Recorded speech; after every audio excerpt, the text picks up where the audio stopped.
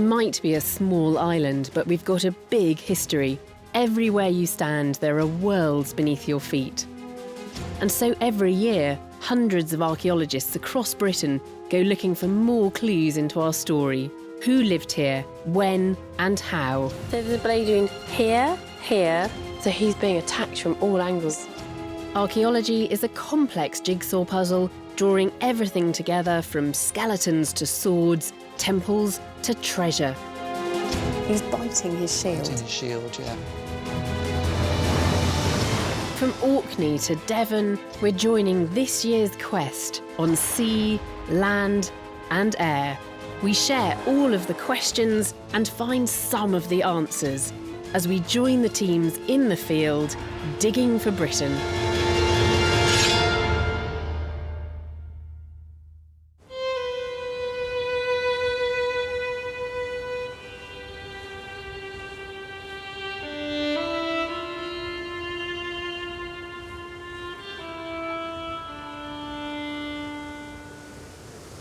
Throughout its history, Britain has been divided and enriched by invaders from overseas, and none have gripped our imaginations quite as much as the Vikings.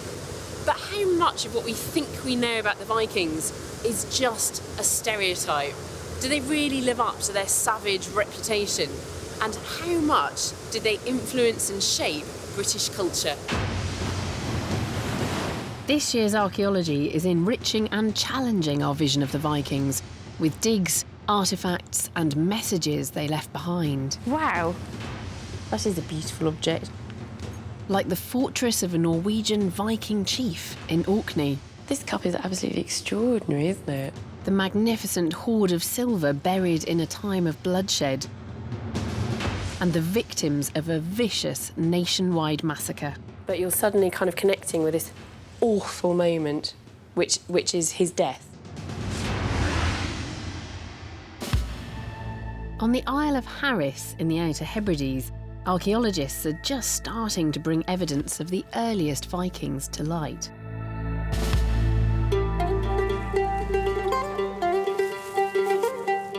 A team from the University of Birmingham is digging at a site called Horgabost. The name itself has a Norse origin, a strong hint that the Vikings were here.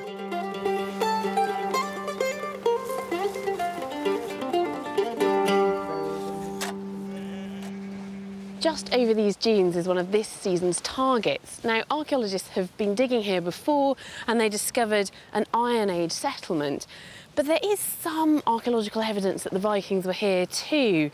A couple of burials threatened by erosion seem to have been Norse, and small Norse finds have been discovered as well. But the archaeologists are really hoping that they're going to find evidence of a settlement.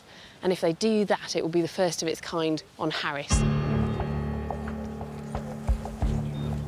OK then, Alice, what we have here is a very interesting Iron Age site with a bit of a mysterious end to it, which we're sort of trying to come to terms with at the moment. If you step this way... Some very striking layers in the ground there. Absolutely. The team is being led by Kevin Coles, and I joined them right at the start of the digging season. The site may hold the key to the first contacts between incoming Vikings and the Gallic people already living here.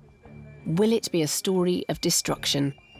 What's slightly more mysterious and slightly more interesting for me is this deposit here that's sealing everything else. What is that? I mean, it's a completely different colour as well. Completely different colour. It's almost a demolition debris full of very late Iron Age pottery.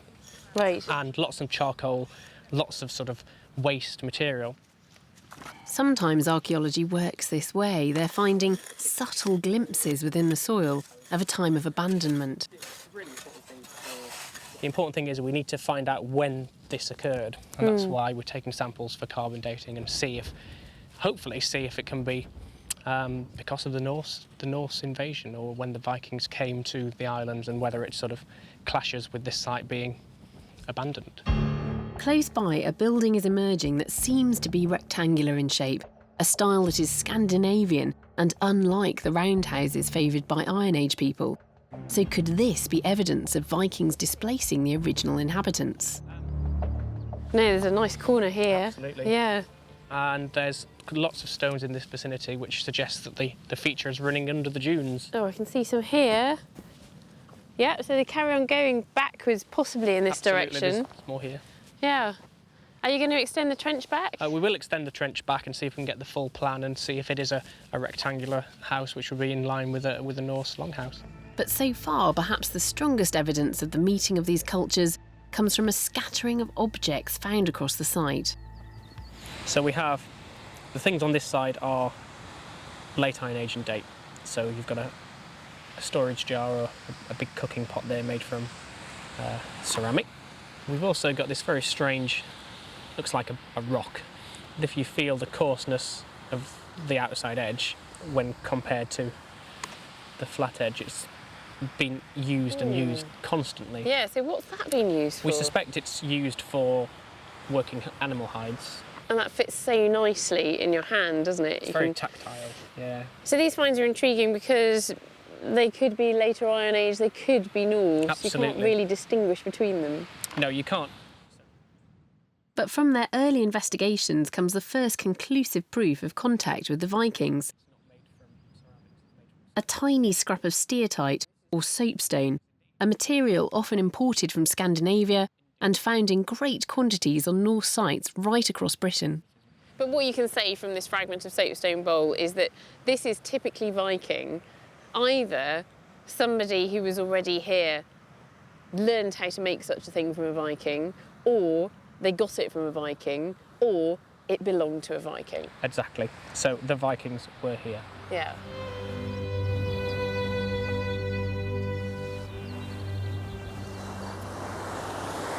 You can see why the Vikings might have felt at home here. This is a landscape that's perfectly suited to their seafaring way of life.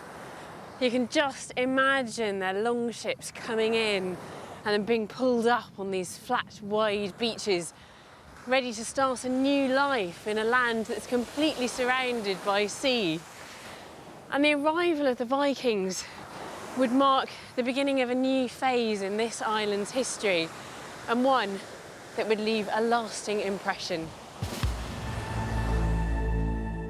It's a history that is still frustratingly just below the surface on Harris. But I don't have to look far to find more substantial evidence of Norse culture. Just up the road, on the adjoining Isle of Lewis, is perhaps the most famous and iconic Scandinavian treasure ever discovered in Scotland. It was found in the 1800s, but dates from the 12th century, a time when Lewis was controlled by the kings of Norway. Still shrouded in mystery, it's a compendium of 93 ivory, chess and gaming pieces, known to us as the Lewis Chessmen.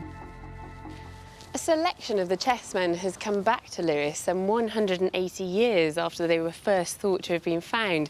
They are such charismatic little figures, and I've been fascinated by them since I was a child. My grandparents had a replica chess set. Well, now they're on tour following a new piece of research looking into their origins and their story. And it's so lovely to come here to Stornoway to see them close to where they were discovered.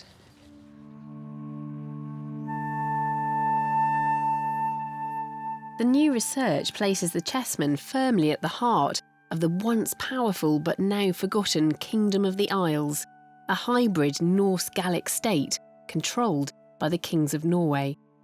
The project has been led by Dr. David Caldwell from the National Museum of Scotland.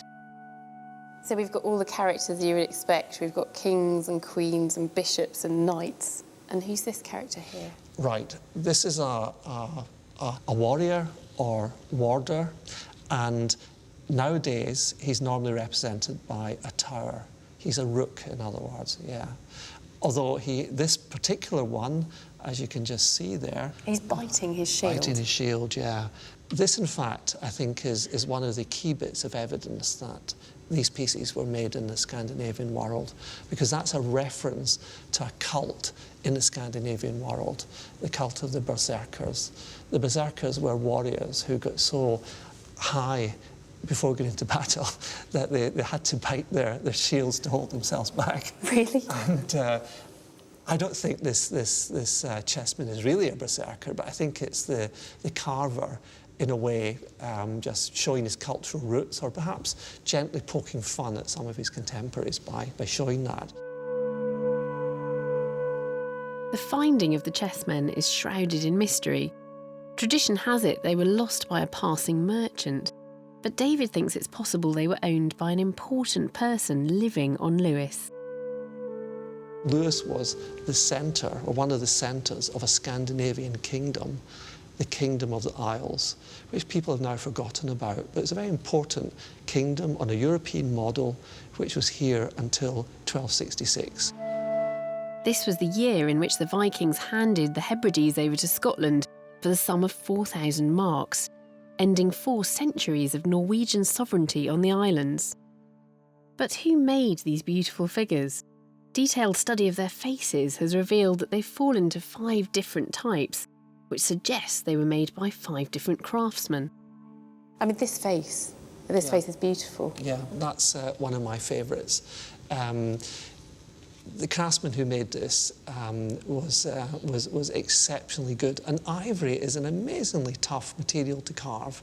It must have taken days to do this, but just the subtlety of the expression there, just the look. And even when you move away from the face and you look at the knuckles, the detail there, you can almost sense that the hand is actually gripping that sword. Those little hands are absolutely beautiful. And the face, the contours of the face, there's even a change in contour when we go from the cheek down to the upper lip. That crease between the nose and the mouth is shown. These figures may be stylised, but there's every reason to believe they're based on living Scandinavians. The people who carved them were paying attention to authentic details. So the clothes aren't just figments of the imagination of the carver. This is real attire that is being represented. Yes, they clearly have a very good understanding of what they're representing. They understand the different layers of vestments that a bishop is wearing, the chasubles, the albs, and everything else. And they represent that very carefully indeed.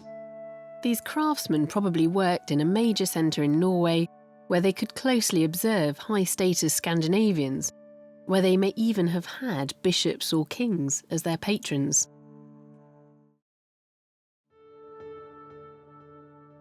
The Vikings came to the Western Isles and created a Scandinavian state to rival the kingdoms of England and Scotland, one that we've all but forgotten about. And we have potent Viking legacies in the form of amazing craftwork that reminds us of our shared Scandinavian genes. But what lured the Vikings here in the first place?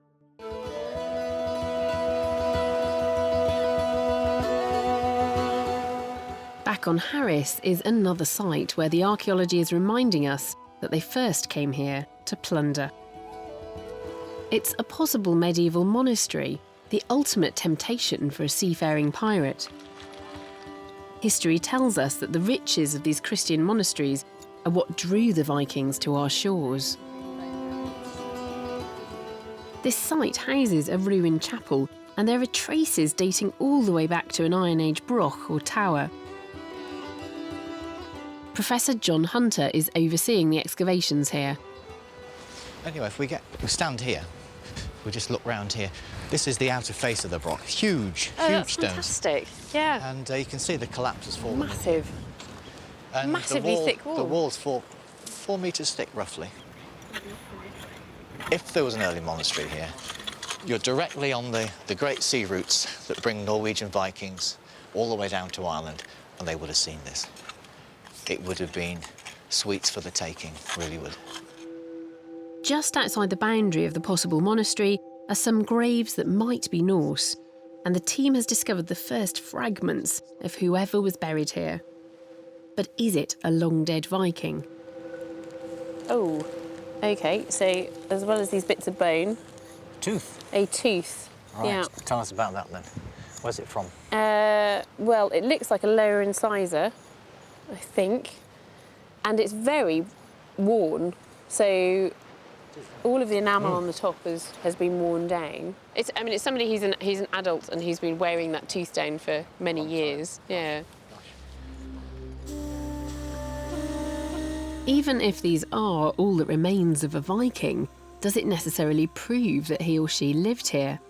Or might this be the grave of a passing seafarer whose remains were brought to shore before the ship continued on its way? It's very exciting being here with archaeologists who are trying to work out what Harris was to the Vikings. As part of the Hebrides, it's on that sea route between Shetland and Orkney in the north and Ireland, places that were all firmly part of the Viking world. But what about Harris? Was it just a stopping off point? Were the Vikings here only transiently? Or did they actually settle here and put down roots, as the place names seem to suggest? Well, they're finding what look like Norse buildings, and we have that piece of steatite as well, which suggests that the archaeologists are just on the brink of finding the first hard evidence of Viking settlement here on Harris.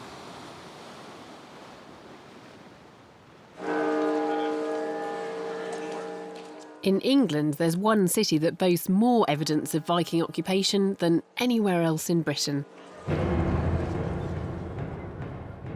York, or Jorvik. The first Viking to take the city was Ivar the Boneless, a Danish Viking leader and reputed berserker.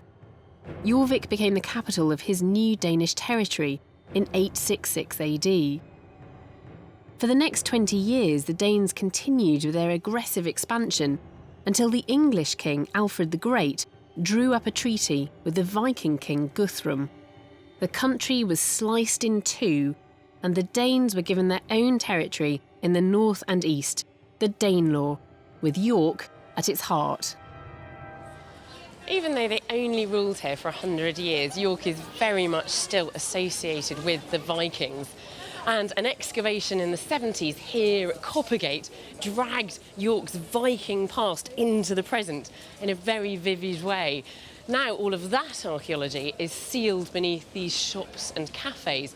But there's a current excavation going on in another part of the city not far from here. And again, we're starting to see the buried history of this city. So I'm going to visit the dig to find out what more we can learn about the Vikings of Jorvik. Archaeologists have been working in an area called Hungate in the centre of the city for 4.5 years. It's a huge, multi-layered excavation, but right now the archaeologists are almost 3 metres below today's ground level and digging what I'm interested in, the Viking layer.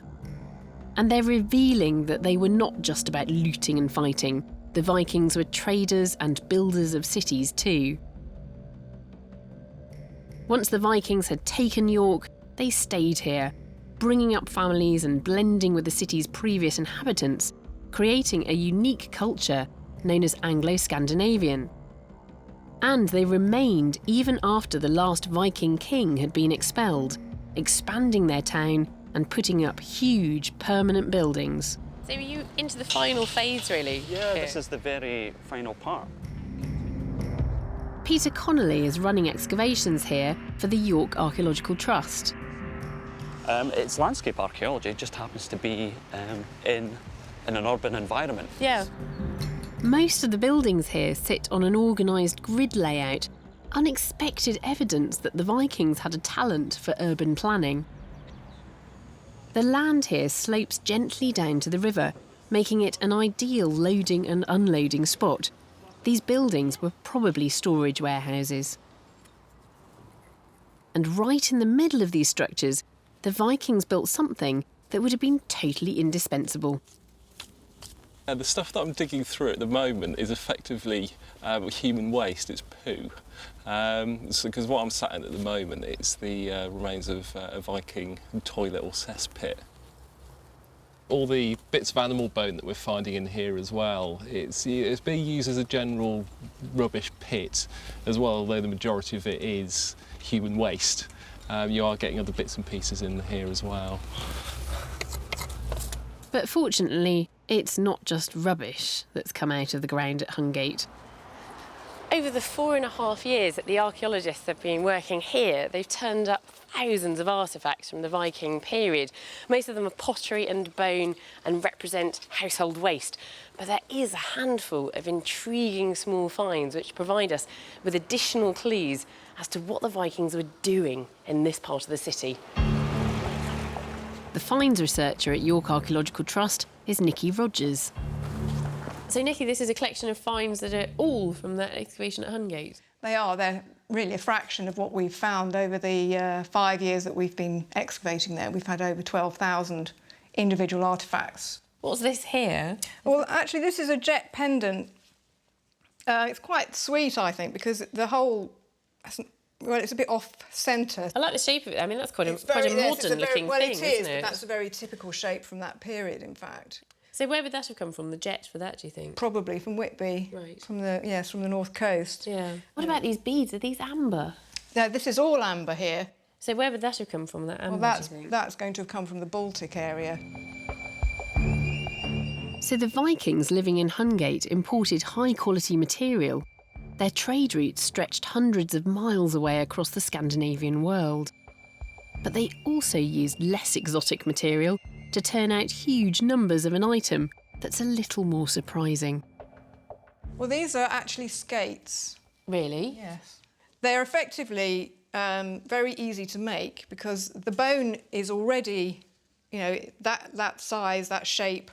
Very little has to be done to it to turn. So what is the bone? This is a metapodial, yes, isn't it? Yes, it is. It's probably they're usually horse or cattle metapodials. Right. Okay.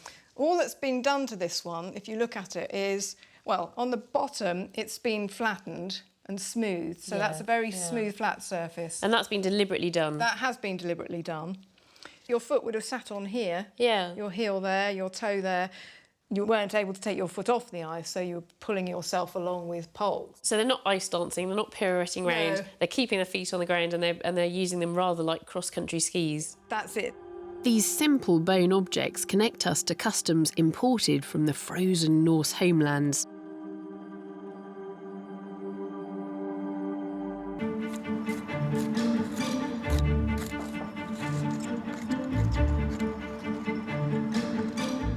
The archaeology of Hungate, the buried evidence of people who lived here in Jorvik 1,000 years ago, is not about monumental remains. We're not looking at the elite of society, but we're getting an insight instead into the lives of ordinary people as they started to plan their town. And we see how they adapted their buildings to suit the land and the specific purpose they wanted them for. These people lived in York, but they kept a connection with their Scandinavian homeland through the objects that they bought, used and wore. And in a very real way, 1,000 years ago, they were laying the foundations of the York that we see today. While in York, the Vikings and Anglo-Saxons learnt to get along, throughout the rest of England, their relationship remained uneasy. Although pockets of Danes lived and traded here, they hadn't gained a permanent foothold, and full-scale Danish raids continued along the coast. The English king Ethelred the Unready was repeatedly forced to pay them off with huge sums of money, known as Danegeld. And the growing tension between these clashing nations led to a horrific act, the St. Brice's Day Massacre. But the perpetrators of this slaughter were not Vikings, they were Anglo-Saxon. And what's more, the murder was sanctioned by King Ethelred. He decreed that all the Danes who had sprung up in this island, sprouting like cockle amongst the wheat, were to be destroyed by a most just extermination.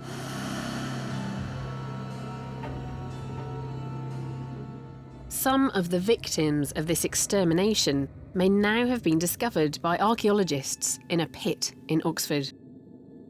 The skeletons of at least 35 people lay in a mass grave where they'd been dumped 1,000 years before.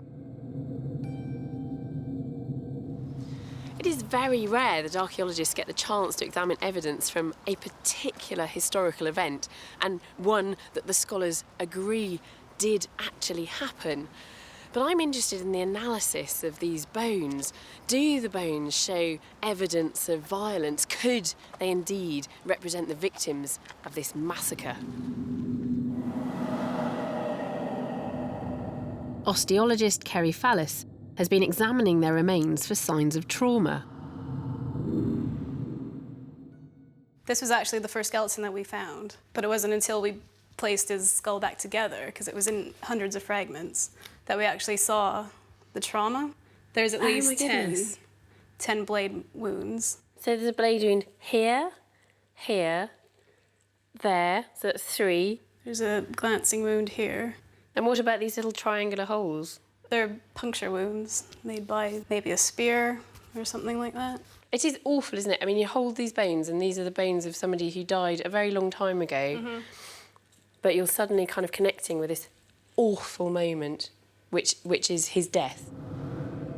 Radiocarbon dating has shown that these people died between 998 and 1019 AD, which means it's possible they were killed on St Brice's Day, 1002, the day the Anglo-Saxons turned on the Danes. And he also has 2 puncture wounds to his back. There's one there and one a bit farther down. So these are quite tiny puncture wounds into the spine. What do you think they could have been caused by? Possibly by a spear, something being thrust rather than thrown. Yeah, so just the tip of the spear being pushed in. Yeah. Again, a young man hacked to death. Horrendous. Most of these men were between 16 and 25 years old when they died. Incredibly, the next skeleton I'm shown is that of a man whose murder was even more vicious than the last.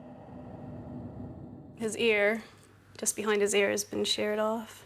Oh yeah, so straight through that mastoid process, that chunk of bone behind the ear. The side of his mandible's been sheared off. So there's evidence of blade injury here as well? Yeah, there's 2 definite blade wounds on that side of the jaw. He's got 4 wounds to his upper neck. So that's been chopped through, yeah. And the dens itself. So chopping through just underneath the ear, taking off the angle of the mandible, and then the blade carrying on through and cutting into the vertebrae of the neck. Yeah. Other parts of this man's skeleton show further signs of the frenzied nature of the attack. He has 3 punctures to his pelvis. There's 2 small wounds there, but they've actually come in from the back. You can see these very square-shaped puncture wounds, which have gone all the way through the bone. So these are the tips of a weapon of some kind, which are pushing all the way through to here. Yeah. So he was attacked from the back there, so on the left side, somebody stabbed him just above the hip on the back, and then he's also been speared or stabbed through from the front as well, from about here, going in and then hitting his pelvis as it passes backwards. So he's being attacked from all angles. All angles. And if the multiple stab wounds weren't enough to finish this man off, for good measure, he was set on fire. His forehead has been burnt, which accounts for the missing bone in the middle, and also his hand has been charred. Is this the only skeleton who has signs of burning? No, quite a few of them have got charring. Yeah. It's mostly to their heads, their pelvises, and their hands. Terry, were you shocked when you got these bones cleaned up and into the laboratory at how much violence there was represented on them? Very shocked. I've never seen anything like this before. Yeah. And just to have so many different weapons used on one individual. These skeletons bore none of the wounds you'd expect to find on people who tried to defend themselves, so it's likely that they were murdered whilst running away. But were they Vikings? Isotope analysis was not conclusive, but did show that their diet was rich in seafood, suggesting they did at least live a Viking way of life. And then they may have been hunted down and killed for it.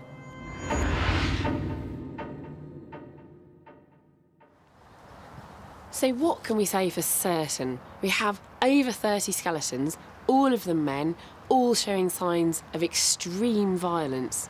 Whilst we can't be sure that they were the victims of the St Brice's Day massacre, the types of injury and the date of the skeletons makes it at least possible. These young men were cut down, were hacked to death in a frenzy of violence. And 1,000 years on, this mass murder is still shocking. Through trauma analysis, archaeology has allowed us to explore the awful possibility of the Vikings as victims. But a different kind of archaeological discovery has opened a window onto life for a Viking whose luck had run out. Every now and then, metal detectorists turn up interesting objects which have been lost or abandoned or even deliberately buried by their owners, and then they've laid hidden in the ground for hundreds of years. But it's extremely unusual to find a collection as diverse and which illustrates as many different aspects of a past society as the hoard I'm about to see now. It's one of the most important Viking finds of the last 150 years, and it's so rich in content that experts are still writing up their findings. It's currently on display at the Yorkshire Museum.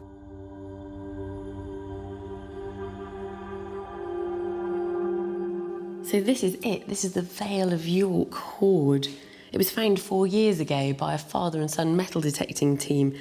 And it really is an astonishing collection of silver objects with one piece of gold. But what's really amazing is that most of those objects were found inside that cup. It really is spectacular and beautiful, but what I want to know is, can we learn anything of any real archaeological significance from these objects? And given what we know about this period of history in this area, might we be able to get an idea of the person who had this sort of wealth in their possession? The hoard comprises 617 coins and 67 pieces of silver, including items of jewellery, all objects which have a great deal to tell us about the Scandinavian world at the time of their burial. This cup is absolutely extraordinary, isn't it? Yeah, it's I think probably the finest thing in the hoard, all on its own. It's gilt silver cup, so it's silver and it's been gilded with gold. It was also decorated with niello, which is a kind of alloy that's black. So when this was first made, it would have been, if you think of a wasp, a kind of quite gaudy yellow and black contrast. So the detail would have showed up amazingly well. Would you like to hold it? I'd love to hold it. If you sit it in your hands, it kind of gives you a real good impression of what this might have been used for when it was originally made. It feels like a cup which wants to be passed on to somebody else. Yeah. What do you think it was used for? Given the kind of the way that you hold it in both hands, the fact that it's been gilded and it may have had a lid, we think that it could be an ecclesiastical vessel, something that was used in a monastery. So it's possible that this cup, which experts believe came from the Frankish Empire, fell into Viking hands as loot or in payment of tribute. It was made in the mid-9th century, predating the rest of the objects in this collection. But it presumably had a lot of special significance and meaning because it lasted another 100 years, so I presume it was passed down through the family and then came to, hold the contents of this hoard. This object gives us a rare insight into the mindset of a Viking. As an heirloom, it connects him back to his adventuring ancestors and their ill-gotten gains. But not all of the items in this hoard had sentimental value. So what about these objects that were inside it then? Are these pieces of jewellery typically Viking in nature? They are, yes. This is by far the most spectacular. That's the gold. That's the only gold piece, isn't it? This is the only gold piece in the hoard. And if you'd like to hold it. Gosh, that's heavy. It is. It's quite a chunky thing. This single piece is a marker of extreme wealth. Finding gold in Viking hoards is exceptionally rare. Only someone of the highest social standing would have had access to it. And there are some complete items of jewellery, but then there seem to be a lot of pieces. This bit in particular, that just looks like a brooch or something that's been cut in half. And this is very typical of the way the Vikings did things. They had a lot of what we call hack silver. The Viking economy was based on the barter and exchange of silver. It was highly prized by the Vikings and valued by its weight and purity. Before being chopped up and used as currency, silver could be worn and transported as jewellery. This is what we call a penannular brooch. If you think of this as the terminal at one end, Yeah. it would thin out, come in a big spiral, and then fatten out again at the other end. Right. And you would have a huge pin through the middle, Yeah. and that would sit on your cloak to keep your cloak together. And this is a particularly beautiful example, I think. It's got these lovely little roundels and it's kind of this really delicate interlaced pattern. Yeah, and actually it's made of looks like little beasts, Yes. which are kind of chasing their tails Absolutely. around. Very Yeah. popular in kind of Viking iconography, these little beasties. The Vikings travelled thousands of miles across vast, sweeping trade routes to get their silver. And some pieces within this hoard connect the Vikings here in Britain with trading centres as far away as the Islamic world. Oh, that looks like Arabic script on there. It does. This is called a dirham, and it's Islamic coin. It really is. It is, and it comes from Afghanistan. Wow. So this is evidence of Vikings trading all the way over to the Middle East? Absolutely, yeah. One other coin here sheds light on the moment this hoard was buried. It's a coin of the English King Athelstan, minted in 927 AD, just after he captured York from the Vikings. And judging by the lack of wear on its surface, it was placed in the ground almost immediately. And if you look very closely, you'll be able to see that this coin actually has the words Rex, To, Brie. So R-E-X-T-O-B-R-I-E. Oh, yeah, I can see that. That basically means King of all Britain. So this coin proclaims Athelstan as the King of all Britain. So he used this coin to say that he'd got rid of the Vikings and he'd unified the country and made it into one kingdom. But although the English king stamped his identity on his coins, the name of the person who owned these riches is lost to us. All we have are the clues passed down by his cherished possessions. This hoard of beautiful objects raises the tantalising possibility that what we're looking at is the treasure, the life savings of a man whose days amongst the ruling classes in northern England are numbered. And the hoard dates from precisely the time when there's this changeover of power between the Vikings and the Anglo-Saxons. So are we looking at a Viking running away and burying his wealth for safety? All that we can be sure about is that he never returned to dig it up.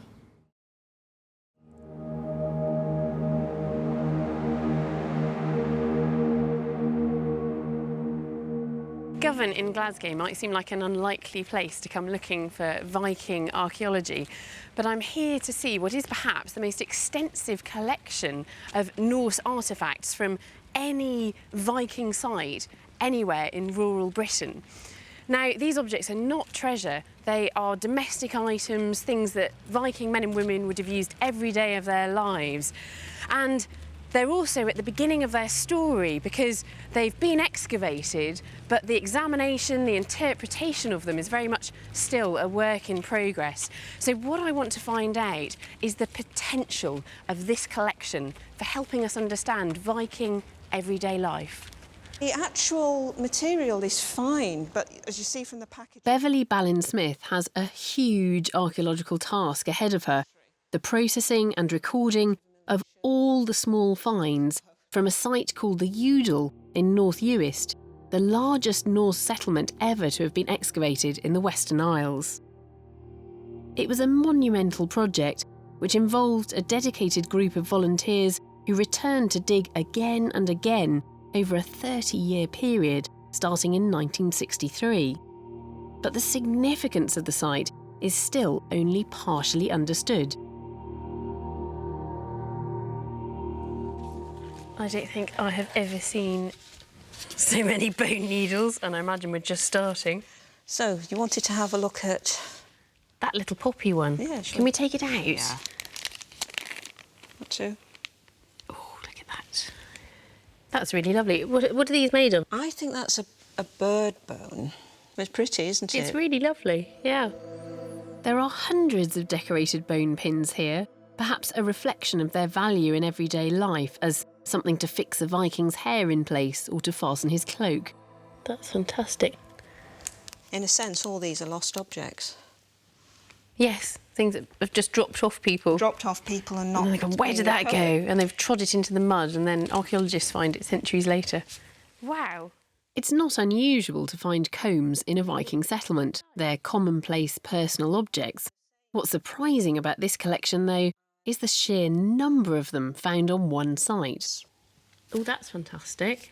It's got a little animal on it. A little horse's head, I think. And I love these roundels, which are obviously kind of drilled into the bone.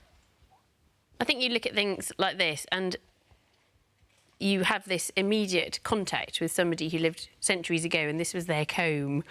And you also know that you have the same kind of sensibilities that, you know, I quite like to have things that are nice. I like to have objects which aren't just functional, but actually which are quite attractive as well. Yes. The massive task of excavating this site and all the finds buried there was effectively the life's work of historian and archaeologist Ian Crawford. But unable to continue with his task due to ill health, it's now fallen to Beverley. But he ended up amassing a huge collection of finds that you're still looking through now. So he obviously became... what happened? Did he become overwhelmed with the amount he was finding? I've been there myself. When you work on a massive site with complicated stratigraphy. So he carried on digging. He produced interim reports for every year that he dug. But then there's the next stage of actually writing up and getting the information out to the public. And I think he was simply overwhelmed. Even since my visit, fresh research has suggested the volume of beautiful combs may be proof of a Viking comb-making industry here. It reinforces just how important the research into the Udal will be in years to come. It's great to see just a small part of this massive collection of everyday objects. They seem mundane in some ways, but they also show that just like us, the Vikings like to have nice things. And it's fantastic that this collection is being revisited. Archaeologically speaking, there's still an enormous amount to be learned about this site and all the artefacts it contained. And there must be people on North Uist who remember digging at that site in the dunes. And I imagine it's important to them to know that the last chapters in the story of Udal are finally being written.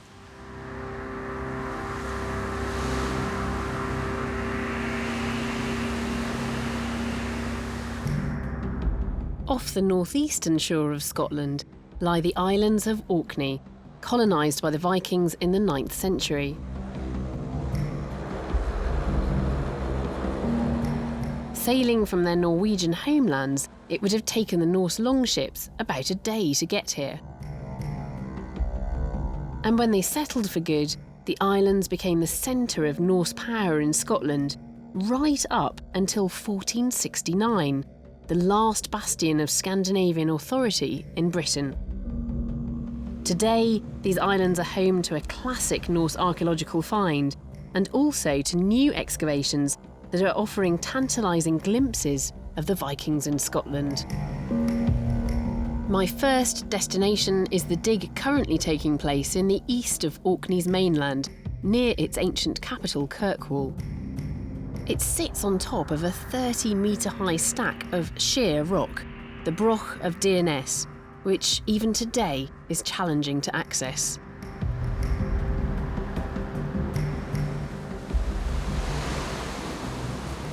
This is such a wild place. There's nothing here but cliffs, sea and birds.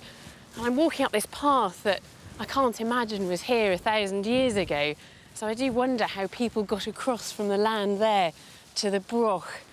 This is such an exposed place. It's a lovely day today, but imagine this on a rainy, windswept day. The Broch is totally exposed to the legendary Orcadian winds. What an extreme place to choose as your home. Whether coming from the mainland or from ships secured in a nearby bay, getting here can't have been straightforward. The old path up the Broch has disappeared into the sea. So we're now coming up through the original entrance to the site. Exactly. Can we go and have a look at of course we can. Some of the archaeology that you're exploring? There was once a settlement of around 30 Viking houses up here, and Dr. James Barrett and his team are excavating one of them this season. So would this have been the original doorway? This is the original doorway of the phase that we're excavating right now. So there was a settlement here before the Vikings came, and the ground level at that point was at the top of that layer. And then the Viking Age houses were literally dug into the ground. Right. And lined with stone walls, what you see here, and then above that at ground level, the rest of the house would have been built in turf and timber. It's likely that the Vikings dug their homes so deep into the ground to withstand the extreme winds that often blow here. And evidence of life inside one of those homes came to light during my visit. Oh, wow. Oh, my goodness. Right, so we're just going to come in here and That's just beautiful. It's moments like these that make archaeology so rewarding, discovering an unexpected find, a forgotten part of somebody's life. If you start cleaning off most of this loose around it.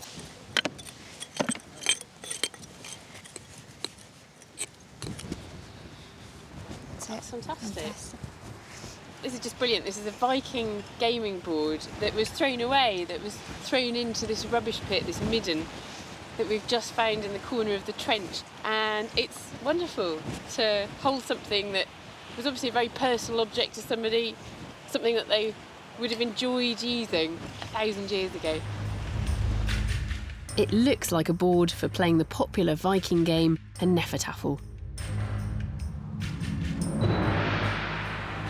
It's something that might have kept people occupied in place of looking after crops or farming animals, a task that would have been impossible up here. So their food must have been brought in from other farms or settlements nearby, and only someone of the higher status could have demanded this of their neighbours, perhaps a Viking chief and his retinue. But it does beg the question, why live in such a difficult spot? The way it works is what you see. It's a site that is all about seeing and being seen.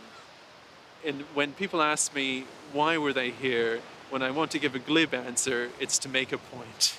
It gives you extraordinary control of the maritime vantage. And in addition to that, you will be seen. So if you imagine a large hall here, then if you're coming into the archipelago, you immediately know who you have to go and talk to. You know who's boss.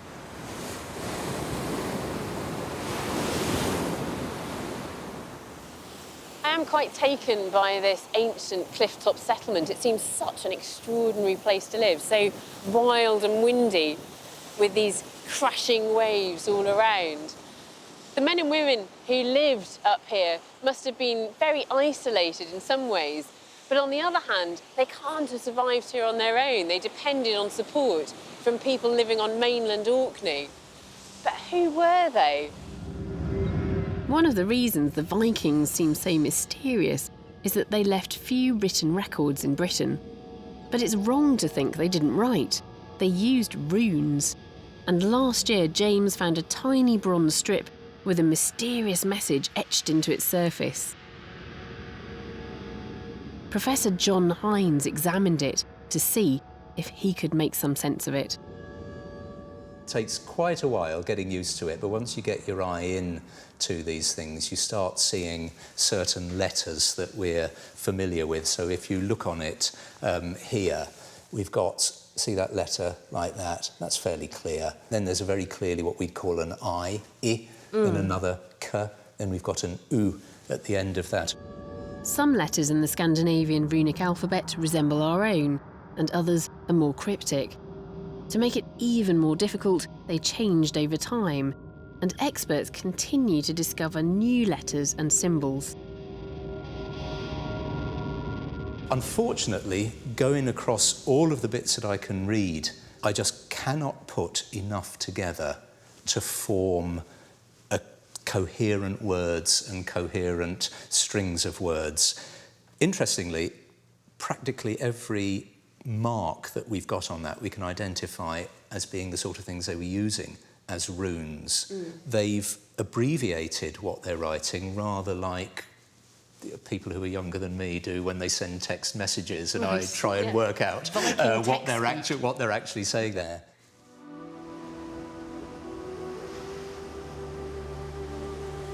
It's frustrating to be so close and yet so far away from knowing what's been written down by this Viking living on the Broch of Dyrness. A message from Scandinavian Orkney that we'll probably never decipher. The Norse archaeology I've seen in Orkney has shown me some of the purest evidence of that culture, because when the Vikings came here, they transplanted their entire way of life from Norway. And this year's research has unearthed unexpected evidence of this Viking lifestyle, of how they settled and shaped our landscape as well as raiding here. Evidence like the ivory chessmen, carved in a Norwegian workshop, tangible proof of a wealthy, forgotten kingdom. The buried life savings of a powerful Viking whose wealth connects us to vast trading empires. And the horrific St. Brice's Day massacre, when men may have been killed just for being Scandinavian.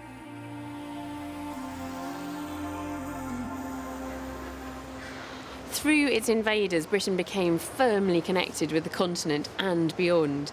And archaeology helps us understand how these outsiders came and enriched our culture and ended up becoming British.